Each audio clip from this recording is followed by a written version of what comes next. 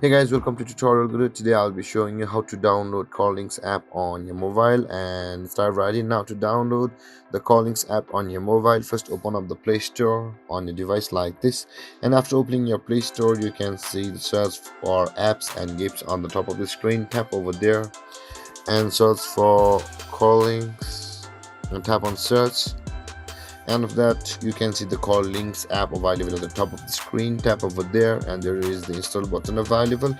Tap on install and then the Corrlinks app will be first downloaded, and after that the Corrlinks app will be installed on your device like this, and you can see it's installing. And guys, this is how you download the Corrlinks app on your mobile device. And if you have any confusions or questions regarding the topic, feel free to comment in the comment section below, and don't forget to like, subscribe and hit the bell icon for more videos. Thank you for watching guys. Peace.